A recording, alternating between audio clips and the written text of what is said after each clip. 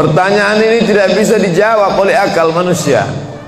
Makanya Sokrates, seorang filosof dulu Yunani, berkata, untuk menjawab mengapa kita hidup, perlu hidup 500 tahun lamanya. Tak cukup umur. Mau pikir untuk apa kita hidup. Sampai akhirnya karena tidak sanggup akal itu menjawab, maka diutuslah Nabi Muhammad sallallahu alaihi wasallam. Mata saya hanya bisa melihat apa yang ada dalam masjid ini saja. Saya tak tahu berapa banyak jamaah di luar. Maka karena mata ini terbatas, saya ini manusia yang lemah.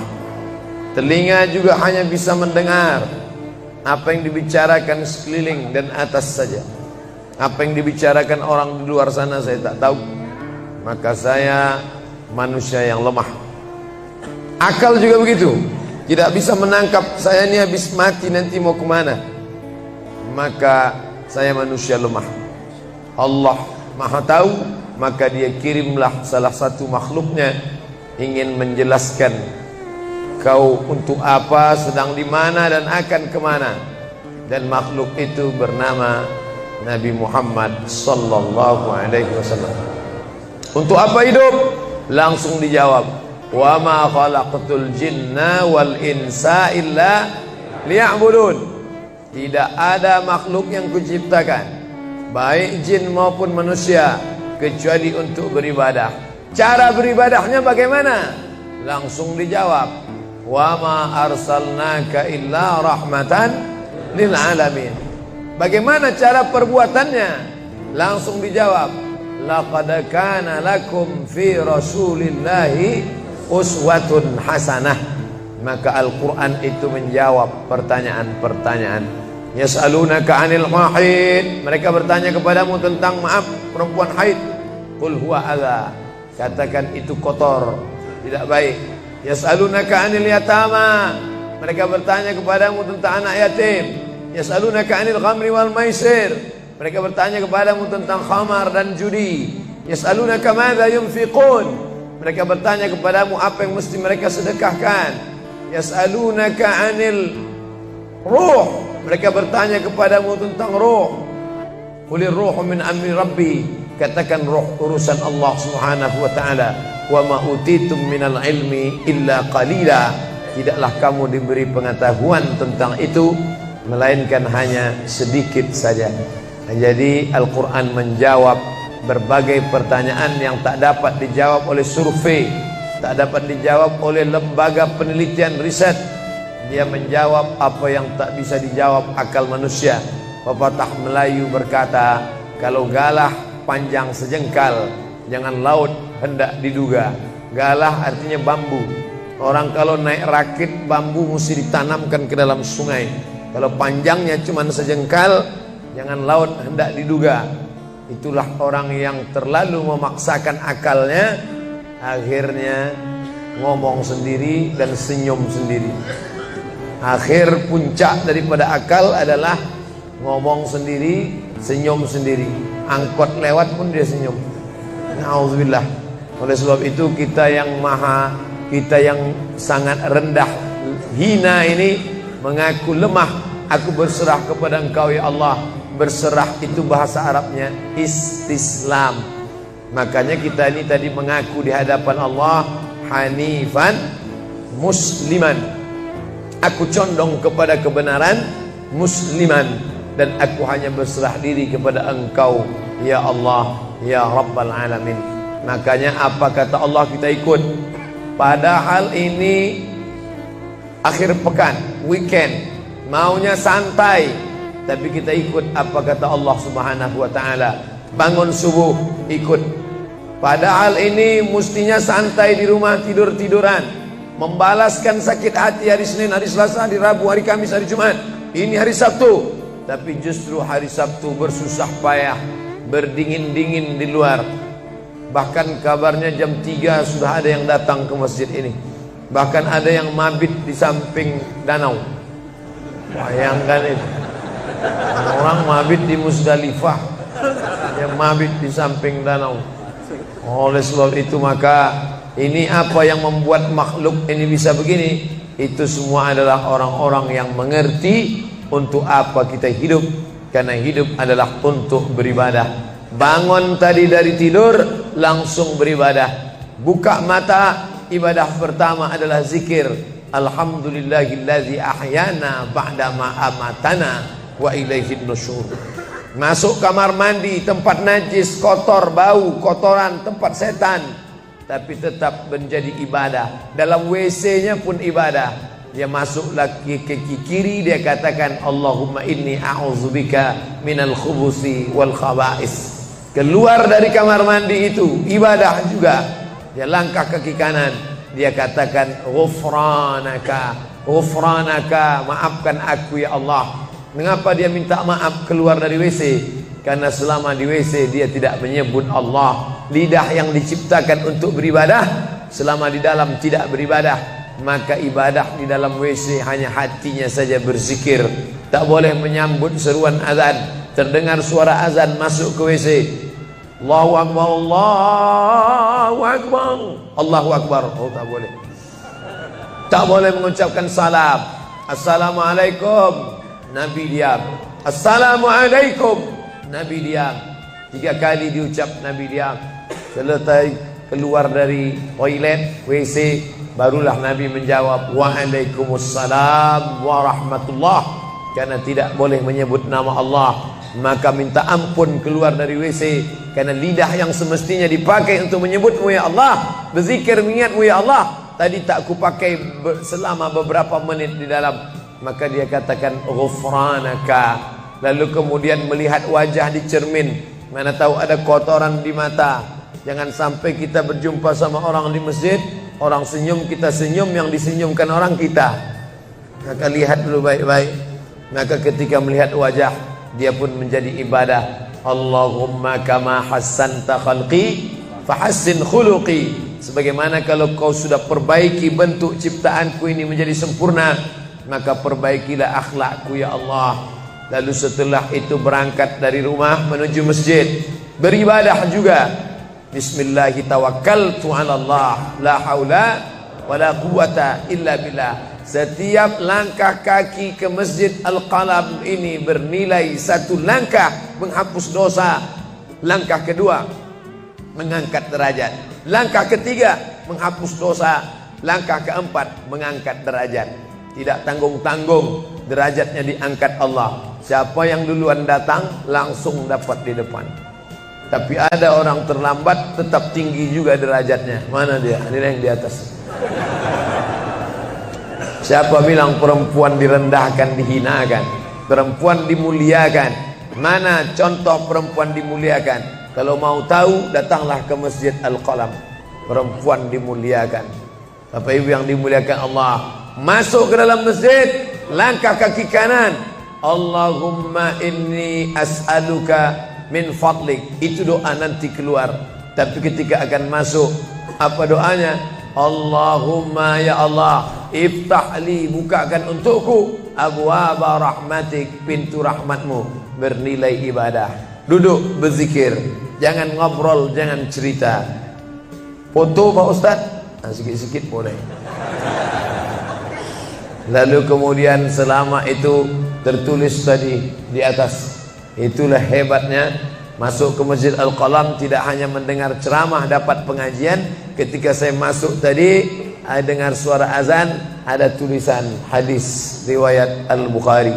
Siapa yang mendengar seruan azan lalu menyambut seperti bunyi yang diucapkan muazzin, kecuali pada hayya 'alas shalah, hayya 'alal falah, dia baca la haula wala quwata illa billah, ditutup dengan doa wasilah.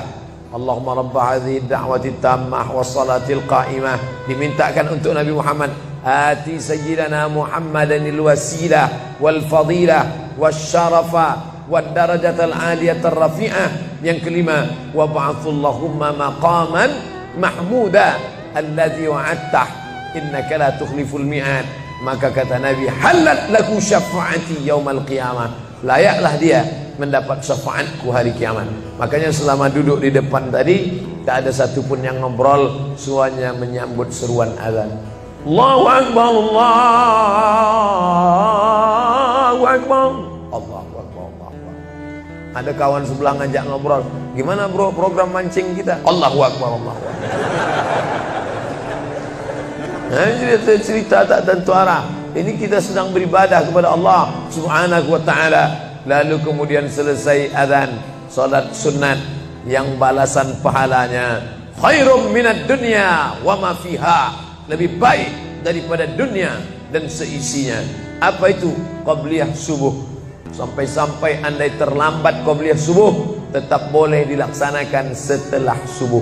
Habis salat subuh barulah dilaksanakan qabliyah subuh. Tapi kalau sudah sama-sama ngaji, tapi kalau nanti pulang kampung, justru sekarang orang di kota ngaji, di kampung tidak ngaji. Zaman dulu di kampung ngaji, di kota tidak ngaji. Sekarang dunia sudah mau kiamat. Di kampung orang ngaji, di kampung orang tidak ngaji. Kenapa? Parabola masuk desa. Oleh sebab itu maka kalau di kampung itu tidak ada pengajian, mereka tidak tahu bahwa qabliyah subuh diganti setelah subuh. Nanti pas mau bulan puasa pulang kampung, jangan qabliyah subuh setelah subuh. Karena nanti begitu mereka lihat, loh apa tuh? Sejak tinggal di Bekasi ikut aliran sesat. Dan dia tidak tahu bahwa sholat qabliyah subuh itu jangan sampai tinggal. Andai tertinggal, tetap dilaksanakan setelah sholat subuh. Ayatnya diatur. Ayat pertama, qul ya ayyuhal kafirun. Ayat yang kedua, qul huwallahu ahad, Allahu samad, lam yalid wa lam yulad wa lam yakul lahu kufuwan ahad. Andai masuk ke dalam masjid, kebetulan jamnya langsung nampak kelihatan, iqamat tinggal 2 menit lagi, iqamat 2 menit, tak mungkin sholat 4 rakaat. Pilihannya tahiyatul masjid atau qabliyah, qabliyah atau tahiyatul masjid. Kalau melaksanakan tahiyatul masjid tidak dapat qabliyah, tapi kalau melaksanakan qabliyah automatically dapat tahiyatul masjid. Oleh sebab itu andai terlambat, waktu tinggal 2 menit, maka laksanakanlah qabliyah subuh. Tapi jangan gara-gara ini terlambat terus. Yang paling afdal cepat datang. Apa kata jamaah? Yang lambat kan ustaz, kami cepat datang. Bapak ibu yang dimuliakan Allah Subhanahu wa ta'ala, selesai itu salat subuh. Kalau qabliyahnya lebih baik daripada dunia dan seisinya, apalagi salat subuhnya. Begitulah. Kalau qabliyahnya saja yang pendek ayatnya lebih baik daripada dunia dan seisinya, apalagi salat subuhnya. Lalu pahala salat subuh itu apa? Tak ada yang tahu. Makanya kata Nabi, lau ya'lamuna ma fil atamati was subhi, andai mereka tahu pahala salat subuh berjamaah, la atauhuma habwan, mereka akan datang ke Masjid Al-Qalam walaupun merangkak, habwan, lumpuh, sakit kakinya, dia akan datang. Kursi roda tak ada, yang mendorong tak ada, datang dia ke masjid ini walaupun merangkak. Kenapa mereka tidak datang? Karena mereka tidak tahu. Kenapa mereka tidak tahu? Karena mereka memang tidak cari tahu dan tak mau tahu. Dan sampai masanya mereka nanti akan menyesal saat melihat orang-orang mendapatkan balasan. Muttaqiina fiha 'alal araik, mereka duduk di atas kursi-kursi istana surga, tersenyum melihat orang-orang yang dulu tak peduli pada salat subuh. Mudah-mudahan kita semua istiqamah insyaallah. Jadi Ustaz, kalau hidup ini cuma untuk ibadah, salat, masjid, baca Quran, zikir, gimana kami mau mencari nafkah? Gimana kami mau buka ruko? Gimana kami mau bisnis? Gimana kami mau tanam kelapa sawit? Gimana kami mau proyek batubara? Gimana kami mau ternak ikan? Ini mesti dipahami bahwa ibadah itu dibagi 2. Satu namanya ibadah mahdah, pure, original, murni, tidak bercampur dengan apa-apa. Yang satu lagi tidak ibadah tapi bernilai. Nah, ini mesti dipahami. Bapak yang masuk kantor dari jam 8 pagi sampai jam 4 sore itu ibadah. Karena kalau itu tidak ibadah, habislah waktu kita. Makanya yang bekerja niatkan ibadah. Sehingga kalau istrinya nanya, "Mas kok lama pulang?" Ibadah nih, Mas. Tapi jangan gara-gara ini di kantor itu ibadah, lalu ketika azan di masjid kantor berkumandang, hayya 'alas shalah, dia terus ngetik, "Mas, ayo ke masjid." Enggak, ini pun juga ibadah. Kau ibadah aja ke sana, aku ibadah di sini. Itu juga enggak benar. Karena ibadah itu dibagi dua. Satu yang murni, pure, tidak bercampur dengan apapun, namanya ibadah mahdhah. Salat, baca Quran, zikir, iktikaf. Tapi ada satu lagi, tidak ibadah, tapi kalau diniatkan dia bernilai ibadah.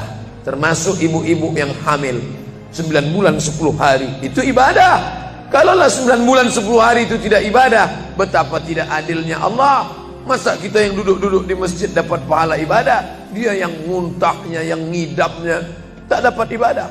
Tadi malam begitu sampai di airport langsung SMS masuk, "Ustadz keluar dari pintu berapa? Ini ada perempuan ngidam mau ketemu." Saya keluar dari pintu 4, kami sudah standby di pintu 4. Lantai berapa? Lantai paling atas. Oke. Sampai di sana lihat perempuan tidak pakai jilbab, pakai celana jeans. Saya udah mau marah. Ini kenapa? "Mohon maaf Pak Ustaz, non muslim." Astagfirullah. Rupanya non muslim hamil ngidam mau jumpa Ustaz Somad. Mudah-mudahan anaknya jadi anak soleh. Biasa. Allahu Akbar. Bernilai ibadah. Lalu yang dapat pahala dari itu siapa? Dari mana ibu-ibu hamil muda itu tahu saya? Kenal saya di mana? Padahal dia dari Jawa, saya dari Sumatera. Ternyata ada orang beribadah yang tidak kita sangka ibadah. Tidak ada rukun, tidak ada syarat, tidak ada wajib, tidak ada sunat, tidak ada makruh, tidak ada mubah. Apa ibadahnya? Ya ini, merekam ceramah ini. Merekam ceramah ini ibadah. Memoto itu ibadah. Bayangkan resiko tukang foto. Saya sampai sekarang tukang foto itu resikonya nanti setelah tua matanya gini.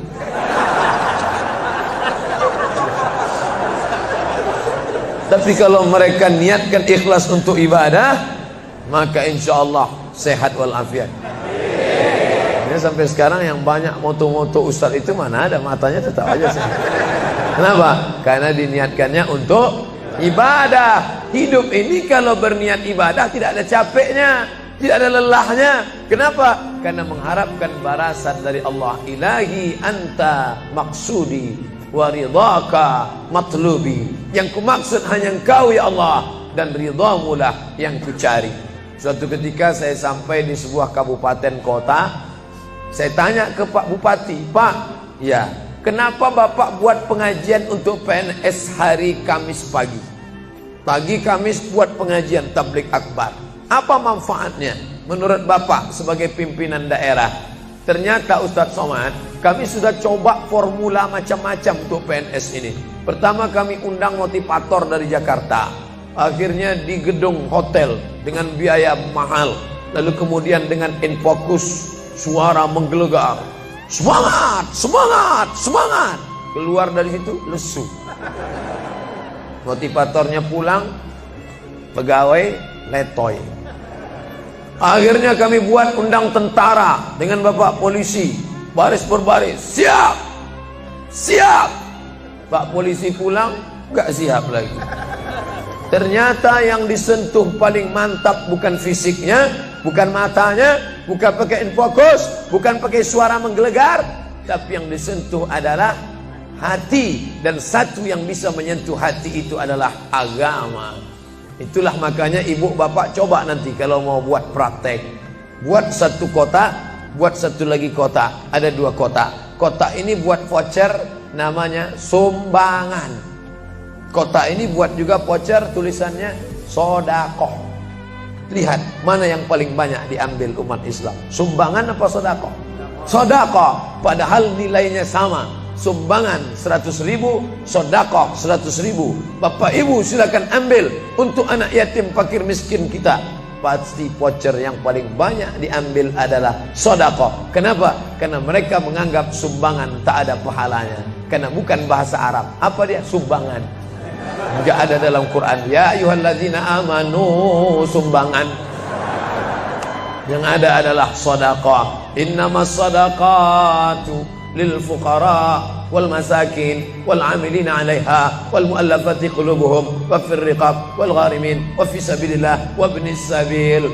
Itulah mengapa yang disentuh itu bukan nalar otaknya, tapi yang disentuh itu adalah hatinya. Ala fil jasadi mudghah. Ketahuilah dalam jasad itu ada segumpal. Idza salahat salahal jasadu kulluh. Kalau yang segumpal itu baik, maka yang lain ikut menjadi baik. Wa idza fasadat fasadal jasadu kulluh. Kalau yang segumpal itu rusak, jahat, kotor, hitam, gelap, maka yang lain ikut menjadi rusak. Ala wahyal qalb, hati. Jagalah hati. Itu yang selalu dipesankan Ustadz kita Agim, jagalah hati. Jangan kau terserah. Bapak Ibu yang dimuliakan Allah, salah satu yang merusak manusia sekuler, membagi dua. Di masjid ibadah, di kantor tidak ibadah, fatal. Di masjid dianggap ibadah. Jangan heran kalau ada orang di masjid khusyuk, takut nengok ke atas, melihat hanya tempat sujud saja. Allahu Akbar, tidak mau lihat ke atas. Kenapa? Dia khusyuk. Tapi di kantor dia lebih setan daripada setan. Kenapa? Berasal dari pemahaman yang salah. Karena dia sudah bagi dua. Di masjid ibadah, di kantor tidak ibadah. Bahkan yang lebih fatal, yang kotor-kotor di kantor bisa dibersihkan di masjid. Kotor. Akhirnya untuk membersihkannya pergi dia ke masjid. Laundry yang paling besar Masjidil Haram. Sampai di sana nangis di pintu Ka'bah. Ya Allah, dah selesai bersih. Enak aja. Bukan begitu ajaran Islam. Labbaik Allahumma labbaik, labbaik Allahumma labbaik. Apa kata malaikat? La labbaik wala sa'daik. Kau tidak dapat panggilan, kau tak dapat kebahagiaan, kau tak dapat haji mabrur, kau tak dapat surga. Zaduka haram, karena kau berangkat dengan uang haram. Oleh sebab itu pemahaman Islam mesti utuh. Semua adalah ibadah. Kalaulah gerak tidak ibadah, betapa menyakitkannya bapak-bapak polisi di jalan raya kena panas terik, padahal dia tidak ada penutup kepala di atas, berkeringat berpeluh. Mereka tetap merasakan itu sebagai ibadah. Tentara yang membela negara, angkatan laut di perbatasan sana, datang kapal-kapal perompak dari Thailand ingin mengambil ikan kita, tenggelamkan. Itu kalau tidak nilai ibadah, dia takut. Jangan-jangan sebelum kita tenggelamkan, kita duluan ditembaknya tenggelam. Maka itu mesti ada nilai ibadah di dalamnya. Itulah yang membangkitkan semangat jihad. Jamaah bertanya, Ustadz kemarin dari Jambi, terus kemudian terbang ke Miri, besok baru pulang ke Pekanbaru. Apa Ustadz? Saya lihat Ustadz dari tadi mengantuk saja. Iyalah, sampai tadi malam ke hotel jam 12, baru tidur jam 1 karena ada yang mau ditulis. Jam 3.30 sudah bangun ceramah. Tapi begitu berjumpa dengan jamaah orang ramai, bangkit semangat. Habis ceramah ini tanya jawab, semangat lagi. Habis itu baru lesu. Dan tidurnya itu pun ibadah. Bayangkan tidurnya itu ibadah. Itulah mengapa banyak orang pengajian sambil oh, Ustadz menyindir ya? Tidak. Saya termasuk Ustadz yang tidak pandai menyindir. Saya termasuk Ustadz kalau dipesan request untuk menyindir, saya tidak pandai. Kenapa? Karena saya pernah menyindir orang. Ustadz, tolong Ustadz sindirkan. Ini ada jamaah yang sudah sedekah tapi mengambil uangnya kembali. Siapa yang bersedekah mengambil uangnya kembali? Kal kalbil ladzi ya'udu ila qaihi. Sama seperti anjing yang menjilat muntahnya kembali. Selesai pengajian, mohon maaf Pak Ustadz, yang disindir nggak datang. Oleh sebab itu tak ada gunanya sindir menyindir. Kalau mau to the point, mana orangnya face to face, langsung saja tembak 12 pas, gol. Bapak Ibu yang dimuliakan Allah, maka mesti dipahami dengan benar. Di Masjidil Haram ibadah, di rumah pun kau ibadah. Istri yang dari mulai pagi memasakkan suami, dibantu oleh pembantu membuatkan minuman, membesarkan anak, menyusukan anak 2 tahun lamanya, melahirkan, meregang nyawa ibu melahirkan anak, ibadah. Makanya kalau dia meninggal dunia saat melahirkan, matinya mati syahid. Saking senangnya suaminya mendapatkan seorang istri yang syahid, tak menangis dia. Begitu tegarnya bapak, tidak meneteskan air mata. Tidak Pak Ustaz, aku melepas seorang syahid, 3 syahid lagi siap menanti. Peace, damai. Biasanya ibu kalau bawa cerita ini, kalau gini pulang aja lah kita ya. Nah, bercanda. Serius sekali. Nah, tapi yang saya katakan tadi itu semuanya ibadah badan. Melangkah dari rumah, ibadah badan. Membukakan mata, ibadah badan. Mendengar ceramah, ibadah badan. Membaca Quran, ibadah badan. Berzikir, likulli sulama minkum sedekah. Setiap tulang-tulang sendi ada sedekahnya. Subhanallah, subhanallah, subhanallah, subhanallah, subhanallah, subhanallah. Itu ibadah badan. Tapi ada bukan ibadah badan. Apa dia? Itulah yang 7 macam. Zakat, wakaf, infak, sedekah, wasiat, hibah, ghanimah. Nah, itu ibadah harta. Mana yang lebih banyak? Ibadah harta apa ibadah badan? Ibadah badan. Kalau ibadah harta tak banyak. Zakat, wakaf, infak, sedekah, wasiat, hibah, ghanimah, rampasan perang. Tapi kalau ibadah badan, setiap gerak adalah ibadah. Makanya kita mesti bergerak. Di kulli harakah barakah. Setiap ada gerak pasti ada berkah. Makanya tak boleh tidak bergerak. Air sumur kalau tidak ditimba, air itu akan busuk, butek, warnanya pun tidak ada seperti minyak di atas. Mata air mesti terus berganti. Darah harus tetap mengalir, jantung harus tetap berdetak. Makanya jangan pernah kosong dari aktivitas. Fa iza farata fansab. Selesai dari satu ibadah, pindah ibadah lain. Selesai ibadah tegak, pindah ibadah ruku. Habis ibadah ruku, pindah ibadah tegak. Habis ibadah tegak, pindah ibadah sujud. Habis ibadah sujud, pindah antara 2 sujud. Selesai sudah salat, lalu kemudian puasa. Selesai puasa, lalu kemudian berzakat. Selesai zakat, lalu kemudian mengitari Ka'bah. Subhanallah walhamdulillah wa la ilaha illallah wallahu akbar. Selesai itu melontar jumrah. Selesai itu menggunting rambut. Selesai itu berzikir. Tidak pernah kosong. Sampai kapan? Sampai malaikat maut mencabut nyawa dan ucapan terakhir yang keluar dari mulut adalah la ilaha illallah. Itulah jawaban tentang pertanyaan untuk apa kita hidup di dunia. Nanti kalau ada anak, ibu, bapak, tetangga, kawan, sahabat, andai tolan bertanya, untuk apa kita ini hidup? Tak usah jawab, putarkan aja videonya. Itulah enaknya zaman sekarang. Kalau dulu mesti diingat. Saya dulu pulang sholat Jumat, mak saya manggil, sini, ya mak, ceritakan apa isi khutbah khotib tadi di masjid. Gini. Itulah awal saya ceramah. Jadi saya paham mengapa saya menjadi ceramah sekarang. Dan saya tidak pernah merasa menceramahi bapak ibu. Saya tidak pernah merasa mengguru-gurui. Saya hanya seperti seorang anak sedang bercerita pada ibunya saja. Tadi mak, kata khotib itu begini. Anak sekarang enggak. Apa kata khotib tadi? Ini MP3-nya. Bapak ibu yang dimuliakan Allah subhanahu wa ta'ala, ibu yang mendidik anak-anak ibu, ibadahnya luar biasa. Itulah mengapa ibu lebih tinggi derajatnya daripada laki-laki.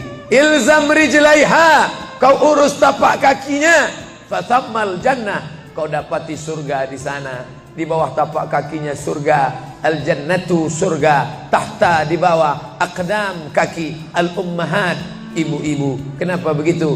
Karena ibadah dia yang luar biasa, tidak bisa dilakukan oleh laki-laki. Salat kita bisa, puasa kita bisa, tawaf kita bisa, sa'i kita bisa, melontar jumrah kita bisa, tahallul kita bisa. Tapi ada yang kita tak bisa. Apa dia? Mengandung kita tak bisa. Siapa yang mau coba mengandung, keluar dari sini, ambil bola voli, ikat di perut. Melahirkan kita tak bisa. Siapa yang ingin coba melahirkan, keluar dari sini, telanlah jeruk bulat-bulat. Habis itu keluarkan bulat-bulat. Menyusukan, kita tak bisa. Dan itu ibadah, tapi bukan ibadah mahdhah. Dia tidak selevel dengan sholat, zakat, puasa, haji. Tapi ibadah ini berkualitas. Ibadah badan sudah, ibadah harta sudah. Ada ibadah yang terakhir, yang ketiga. Kalau ibadah badan berkeringat, lelah, capek. Ibadah harta, duit habis. Tapi ada ibadah satu lagi, tak nampak di mata. Apa dia? Ibadah hati. Itulah dia ikhlas. Orang yang ikhlas tak tampak. Ikhlas, ridha, qanaah, tawakal, zikir, muhasabah, muraqabah, tazkiyatun nafs, mensucikan hati dari penyakit hati, riya, sum'ah, takbur, sombong, hasad, busuk hati. Itu ibadah. Kenapa begitu? Disitulah letak adilnya Allah. Man bana masjidan, siapa yang bangun masjid, banallah mislahu baitan fil jannah, dibangunkan Allah untuknya satu istana di dalam surga. Bapak ibu yang ikut membangun masjid ini, mudah-mudahan diberikan Allah Ta'ala balasan melimpah ruah. Kami nggak bisa Pak Ustaz, jangankan bangun masjid, buat rumah kami aja kami nggak bisa. Allah Maha Adil. Kalau kau tidak bisa dengan ibadah harta, maka kau dengan ibadah tangan. Apa dia? Ikut gotong royong masjid. Nampak ada pembangunan masjid, ikut ngecornya, pasangnya, tapi dengan syarat menyelesaikan masalah. Jangan buat masalah. Man shalla isnatai asyarata rakaah, siapa yang salat 12 rakaat fil yaumi wal laila, sehari semalam, bunyalahu bihinna baitun fil jannah, dibangunkan untuknya satu istana di dalam surga. Sama macam orang yang bangun masjid, salat 12 rakaat. Kamu bisa bangun masjid? Bisa. Bagus. Kamu? Saya nggak bisa. Amal saya apa? Tenang, ada amal. Allah Maha Adil. Salat 12 rakaat. 2 rakaat sebelum subuh, 4 rakaat sebelum zuhur, 2 rakaat setelah zuhur, 2 rakaat setelah maghrib, 2 rakaat setelah isya. 12 rakaat. Saya nggak bisa Pak Ustaz. Sedang terbaring di rumah sakit, kaki sakit, kepala sakit, hati sakit, jantung sakit. Stop, jangan lanjutkan. Aku tak sampai hati mendengar penderitaan. Jadi amal saya apa Pak Ustaz? Ada satu amalmu. Apa dia? Ridha, menerima takdir Allah Subhanahu wa ta'ala. Sakit Pak? Tidak. Kenapa? Sakitku hilangkan hatiku ridha. Man lam yasbir bi balai, siapa yang tak sabar dengan bala ujianku, walam yarda bi qada'i, yang tak ridha dengan takdirku, falyatlub rabban siwaya, carilah Tuhan selain aku. Kau sabar, kau ridha menerima itu. Apa balasannya? Lebih hebat daripada balasan orang yang bangun masjid, lebih besar daripada balasan 12 rakaat salat. Innama yuwaffas sabiruna ajrahum bighairi hisab. Orang yang sabar itu balasannya bighairi hisab, tak dapat dihitung, tak dapat dikira, unlimited. Begitulah Allah Maha Adil. Untuk apa kita hidup? Hidup untuk beribadah. Ibadah apa yang kita lakukan? Ibadah badan, ibadah harta, ibadah hati. Yang sudah melaksanakan tiga-tiganya, alhamdulillah. Yang baru melaksanakan satu, tambah. Yang satu pun belum, innalillah. Masjid ini besar. Kadang kita bangga masjid besar, rupanya APBN, anggaran pendapatan belanja negara. Bangga kita masjid megah, rupanya APBD, anggaran pendapatan belanja daerah. Patutlah masjidnya di tengah hutan, karena di situ tanah yang murah. Akhirnya pemukiman masyarakat jauh, masjid di tengah jalan, masjid di tengah perjalanan luar kota, jauh dari pemukiman masyarakat. Masuk kita ke dalam, tai kambing yang ada di dalam. Tapi masjid ini megah, mewah, 2 lantai, lengkap dengan kubah yang besar. Ini swadaya masyarakat. Saya tahu ini dari mana? Jamaahnya cerita. Kalau tidak, mana saya tahu. Ini masjid ini asli swadaya Pak Ustaz. Lama membangunnya Pak? Enggak lama, sebentar saja.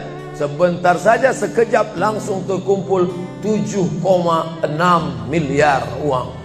7,6 M. Itu kalau dibelikan cendol berenang gitu. Bayangkan itu. Bisa terkumpul masyarakat. Padahal ibadah yang paling berat, ibadah harta inilah. Banyak orang kalau diajak iktikaf, banyak. Ayo kita itikaf, ramai. Ayo kita zikir ke Az-Zikra, ramai. Jangan lupa besok zikir ke Az-Zikra hari Ahad pertama sekaligus acara live Damai Indonesiaku TV One bersama Ustadz Abdul Somad LCM. Tapi ada ibadah yang berat. Apa dia? Ibadah harta. Banyak orang ketika diajak muhasabah zikir malam, ya Allah, banyak dosa kami ya Allah, tapi dia susah menangis, meneteskan air mata. Tapi begitu lewat kota infak memang menangis. Tak sampai hati melihat Bung Karno keluar dari dompet. Lewat kotak sodako infak lama membuka dompet mencari Patimura. Nauzubillah. Mudah-mudahan kita tak termasuk golongan yang bakhil ini. Kenapa? Karena setan selalu asyaitan, setan ya'idukumul faqra, membisikkan kepakiran. Jangan beri, jangan beri, jangan beri, nanti kau susah, nanti anak kau tak makan, nanti kau dikeluarkan kerja, kau makan apa? Nanti kau mau beli rumah, nanti kau mau beli tanah, nanti kau mau beli mobil, nanti kau mau beli cincin, nanti kau mau beli kamera, nanti kau mau ganti HP, uangmu tak ada. Setan selalu berbisik-bisik. Lawan setan itu. Qul a'udzu birabbin nas, malikin nas, ilahin nas, min syarril waswasil khannas, alladzi yuwaswisu fi sudurin nas, minal jinnati wan nas. Hanya saja kalau yang berbisik itu setan, kita baca ayat kursi, insyaallah dia kabur. Ini yang berbisik ini kawan kita. Kita bacakan ayat kursi, hafal pula dia dari kita lagi. Tapi tak apa-apa, tetap aja bacakan. Allahu la ilaha illa huwal hayyul qayyum, la ta'khudhuhu sinatun wa la naum. Hembuskan ke wajahnya. Bapak Ibu yang dimuliakan Allah, setelah ibadah 3 ini kita lakukan, ibadah badan sudah, sholat subuh sampai melimpah ruah ke belakang. Saya dengar suara hati tadi, lapor, tenda sudah penuh, sudah melimpah ke jalan. Masya Allah. Ibadah harta sudah 7,6 M. Ibadah hati sudah, sabar, ridha, qanaah, tawakal. Tapi jangan lupa, datang merusak yang 3 ini, perkelahian, merusak ukhuwah Islamiyah. Masjid yang besar kalau sudah kelahi di dalamnya, tinggal kelahi, tak lagi ada persatuan. Masuk masjid bukan baca doa pintu masuk masjid, malah masuk masjid ngelihat kira-kira dia di mana ya. Oh dia di sana, gua di sini lah. Oh di sini, dia di sini. Sampai akhirnya satu hari terlambat, lupa ngelihat. Allahu Akbar, rupanya dia di samping. Jangan kelahi. Wa'tasimu bihablillah, berpegang teguhlah dengan tali Allah. Tali Allah itu apa? Al-Quran dan Sunnah. Apalagi ulama, nggak ngerti Quran, nggak ngerti Sunnah, tanya ulama. Al-ulama warasatul anbiya. Wa'tasimu bihablillah, berpegang teguh dengan tali Allah. Wala tafarraqu, jangan berpecah belah. Coba lihat bunyi ayatnya. Andai ayat itu sampai bihablillah titik sudah cukup. Berpegang teguhlah dengan cara tali Allah, cukup. Mengapa ujungnya tetap ditutup? Wala tafarraqu, jangan berpecah belah. Karena banyak orang yang sudah baca Quran, sudah sholat, sudah puasa sunat, tapi hatinya pecah bercabang. Galah patah boleh disambung, kaca retak boleh direkat, hati rusak kemana obat akan dicari. Oleh sebab itu kalau ada fitnah-fitnah, tabayun, klarifikasi. Jangan su'uzan. Ijtanibu katsiran minaz-zan. Kepengurusan, masyarakat, jamaah, sayang kebersamaan rusak. Gara-gara apa? Gara-gara nila setitik rusak susu sebelanga. Gara-gara api di dalam sekam, ada kulit padi bertimbun, di dalamnya itu ada setitik api, tiba-tiba api menyala, akhirnya semua menjadi abu, dan abu dihembus angin, tak berkesan sama sekali. Hilang 3 ibadah. Ibadah badan hilang, ibadah harta hilang, ibadah hati hilang. Gara-gara apa? Berkelahi. Ingat, setan tak pernah berhenti. Inna syaitan, setan ya'isa an ya'budahul musallun. Setan kalau sudah melihat orang sholat, dia tidak lagi goda mereka untuk menyembah, sembahlah aku, sembahlah aku, sembahlah aku, sembahlah aku. Tidak. Tapi apa yang dia lakukan? Walakin fit tahrish, menanamkan permusuhan. ke dalam hati orang yang sholat. Maka jaga ini, jangan kita bertengkar gara-gara masalah khilafiyah. Saya kalau jadi imam di masjid dekat rumah saya jadi imam, saya baca kunut. Dan imam-imam dekat rumah saya itu saya pesan harus baca kunut, karena saya berpegang mazhab Syafi'i. Tapi ketika sholat di Masjid Al-Qalam, saya tidak tahu jamaah di sini pakai kunut apa tidak. Saya tidak ingin merusak kebiasaan mereka. Mana tahu mereka ikut mazhab Hambali, mana tahu mereka Muhammadiyah, saya tidak tahu. Maka ketika diminta jadi imam, Ustaz jadi imam, batuk. Saya tak mau merusak, biarlah imam tetap saja. Rupanya imam di Masjid Al-Qalam tidak baca kunut, ya saya tetap ikut sholat. Apakah perlu saya ulang sholat saya? Tidak, sholat saya sah. Karena apapun ormasmu, apapun mazhabmu, mau NU, mau Muhammadiyah, mau Perti, mau Persis, mau Al-Irsyad, mau Jamaah Tabligh, mau FPI, mau mazhab Hanafi, mazhab Maliki, mazhab Syafi'i, mazhab Hambali, semuanya sepakat sholat subuh itu wajib. Jadi yang wajib aja kita laksanakan. Adapun perbedaan teknisnya, yang satu pakai usolli, yang satu nggak pakai usolli, yang satu ngangkat tangannya ke telinga, yang satu ngangkat tangannya ke bahu, yang satu bismillahnya jahar, yang satu bismillahnya sir, yang satu ayatnya panjang, yang satu ayatnya pendek, yang satu pas mau turun sujud tangan duluan, yang satu lutut duluan, yang satu duduknya tapak kakinya duduk di tapak kaki kiri, yang satu duduknya langsung pantatnya ke lantai, yang satu telunjuknya ngangkat sekali, yang satu berkali-kali. Itu masalah teknis simple sederhana. Ada masalah yang lebih besar. Apa masalah kita yang lebih besar? Membeli tanah baru untuk buat sekolah Islam, membeli tanah baru, ruko baru untuk buat apa? 212 mat, kita mat. Orang Islam belanja di warung Islam. Alangkah indahnya selesai acara sholat subuh bersama, pengajian bersama, selesai itu belanja beras minyak goreng bersama. Serbu. Sehingga bangkitlah ekonomi umat. Berapa pegawai bisa ditampung bekerja? Langsung membeli beras ke tempat-tempat tanaman masyarakat. Sehingga mereka tidak menjadi korban rentenir. Musim menanam diulur, kasih pinjaman pupuk, pinjaman tanah. Masa musim panen ditarik, mereka menjadi korban rentenir lintah darat. Disedot darah mereka sampai kering dan mati. Kita selamatkan dengan apa? Dengan market. Masjid punya market.